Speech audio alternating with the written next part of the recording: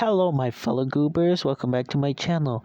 And today you might have noticed that some of my past videos have been indie related, specifically indie shows. And I'm gonna keep it real with you.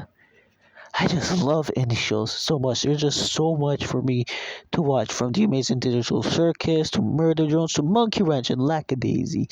And that's because these shows are so great and they have so much care put into them. The animations are always fluid, the characters are funny and charming.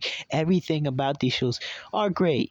Okay, maybe not all of them, like Hell of a Boss and stuff, but there's still so much great shows. Now, obviously, I haven't watched all of them because two reasons. One, there's like a bajillion indie shows out there.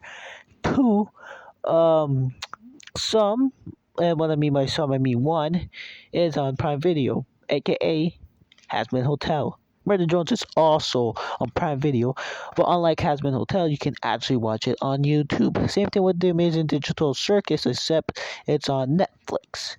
And honestly, you should just give these shows a watch. They have great, colorful, charming characters, and they are going on like crazy adventures. Okay, like all these indie shows always have such creative things just injected into them, and they're always a great watch. I always find myself constantly typing in indie shows and watching indie shows. And now you guys really need to give these creators support because there is so much indie shows that are not completed or only has the pilot. Example, Going Up or something that only has one singular episode. And as much as I love Monkey Wrench, they only have 4 episodes, and I'm hungry for more. And then it hurts more when I'm watching something like Murder Drones and the season ends. I need more. Okay, indie shows are just so great. So imagine my reaction when I saw Punch Punch Forever get a new episode.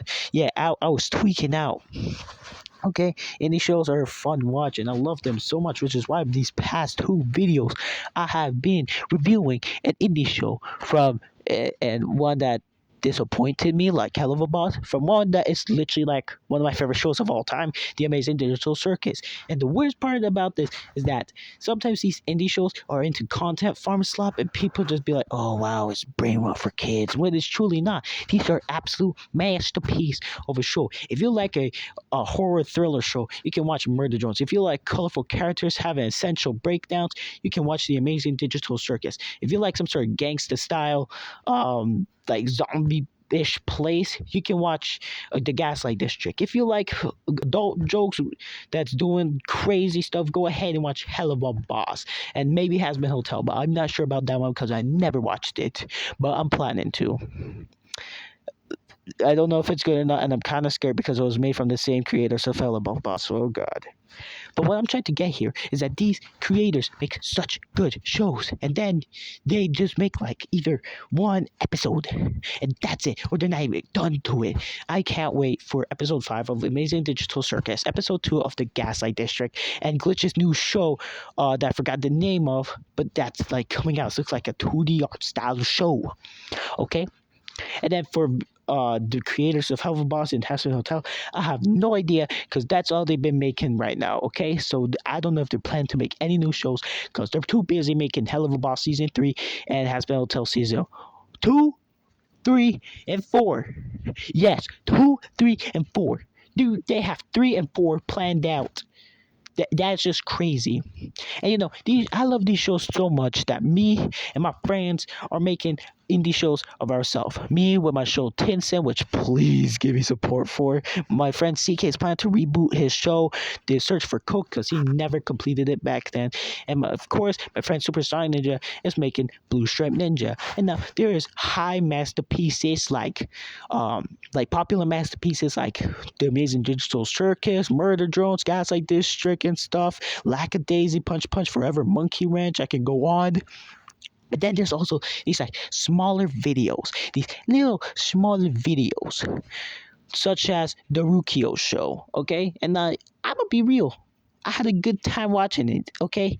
It was fun. It was goofy, you know. It's just from a little animated trying to do some goofy stuff. And then, like, they have, like, the episode 2 thing. and I got trolled, which disappointed me a lot because I really want to see an episode 2 of that show.